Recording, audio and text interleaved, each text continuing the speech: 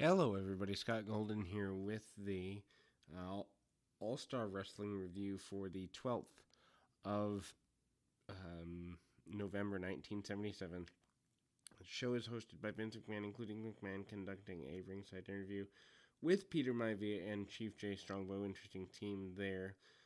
We actually open with them as combatants again in a tag team match. Maivia and Chief Jay Strongbow defeating Johnny Rods and Jose Estrada 625 when Estrada submits to a sleeper applied by Strongbow. This is basically them getting ready for, I believe, the Lumberjacks, the Yukon Lumberjacks, are the tag team champions here in 1977.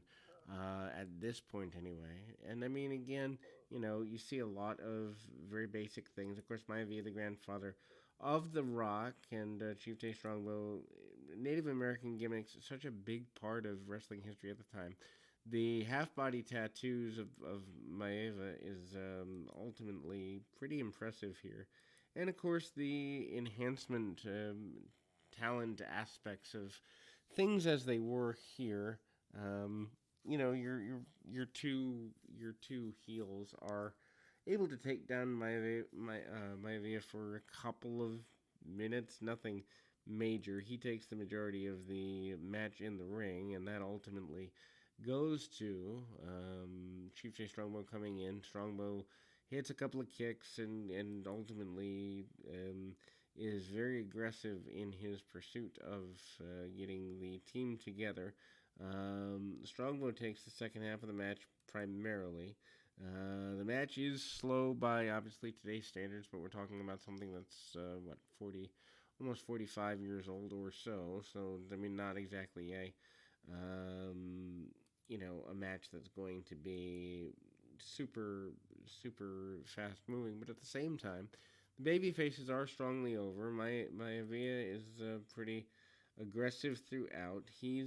Does a lot of punch kick stuff, but super over in the Hawaiian market because Johnny Roz, a major trainer for lots of the talent of today. And finally, the sleeper hold getting the victory. Love when sleepers actually got victories for guys. Just really does make a lot more sense. I mean, a guy being put to sleep, it can be used in a real life fight by police officers. Why can't it be used in a wrestling context? Obviously. Anyway, next match, Ivan Putski against Joe Turco defeats him by submission, 451 with a bear hug. Putski probably a number 2, number 3 babyface at the time. Obviously, Polish Power, pretty big deal. Turco has been an enhancement talent for the majority of a good bit of time here. And Putski gets backed into the ropes. Referee tries to break it off. Side headlocks and really basic stuff here. Turco not exactly taking too many backward steps, but manages to get Putski manages to get him down. Very basic brawling. Actually, interesting that he's whiter here, not as tan nearly as he would be in later years. Also, a little bit more barrel chested and barrel minded. Obviously, as the 80s went on, probably went into a bit of the steroid thing, I would imagine. Anyway, big bear hug gets the victory for the Polish Power. Maivia and Strongbow with Vince McMahon in a banana yellow suit. McMahon gives them the microphone to basically say they want to challenge the Lumberjacks and any other team ahead, but their main goal is to become the tag team champions of the WWF at the time, which is a reasonable goal for the time. Then we move on to a next match, which is the Ivan Butcher Vachon with Captain Lou Albano defeating Steve King, 406 with a splash. King, a pretty regular enhancement talent at the time. Regular meaning here at least once or twice a taping. Butcher Vachon lower to the ground, obviously known primarily for his Montreal work and that sort of thing. Spends a lot of time biting and brawling with his adversary here. King does fight out from underneath, but doesn't get nearly enough, barely knocking the man off his feet during the early stages. One thing I like is that guys would stand and take punches but actually register and sell them, as opposed to the no-selling of modern-day punches, which never made sense to me, especially with the rise of mixed martial arts and other things. Anyway, big kick and a big splash, and Vachon, your victor here as we go forward. And the next in the series of contests, I like the clips of the matches running a little shorter in general. It's kind of there anyway. Stan Stasiak, former WWF World Champion for 8 or 9 days, I think 9 days, with the Grand Wizards, fighting Larry Zbyszko to a double countout at 6:54. Uh, both wrestlers brawling on the floor. Zbyszko at this point had not turned on the wonder that is Bruno Sammartino here in 1977. So Zbyszko's still a babyface. Stasiak in there with him and kind of punching, kicking, forearms to the back, basic stuff. Zbyszko finally does get him down and gets him in a wrist lock, holds him there for quite a while. Stan the Man Stasiak, of course, his son, Sean Stasiak, otherwise known in WWE as Meat, comes along obviously years later. Doesn't have a great deal of wrestling-related success.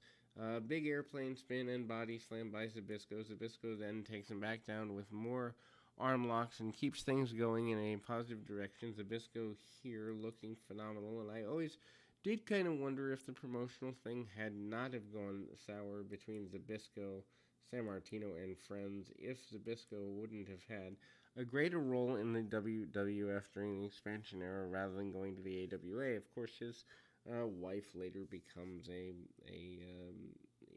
obviously the daughter of Verne Gagne, so his whole life would have changed. But still, just kind of wonder about the nature of what Larry would have done in the WWF or the WWF during the expansion age and time. Then we go to our main event for this particular broadcast, Tag Team Champions, and I was wrong. Not the Lumberjacks here. It's the Lumberjacks throughout 78, though. That's what got me confused because I've been watching some 78 as well. But Professor Toru Tanaka and Mr. Fuji with Fred Blassie defeats Dewey Robertson, otherwise known as the Missing Link, and Johnny Rivera 534 when Fuji pins Rivera off what is termed at the time a kamikaze clothesline, so basically kind of a running, almost bomb-style clothesline.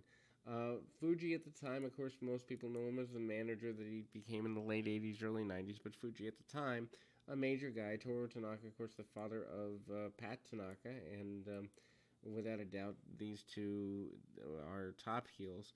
Lots of head scissors by the challengers, I guess, at the time. Fuji and Tanaka, lots of martial arts maneuvers. Of course, the classy Freddie Blassie is the manager at the time. One of the few times in the 70s and early 80s that Captain Lou Albano is not the leader of the Tag Team Champions. A cravat by Tanaka, who takes the majority of the match and tries to get a submission. Fuji finally does come in and manages to get a takedown, and then, as mentioned, that running clothesline to get the victory. We will be back with more action right after this.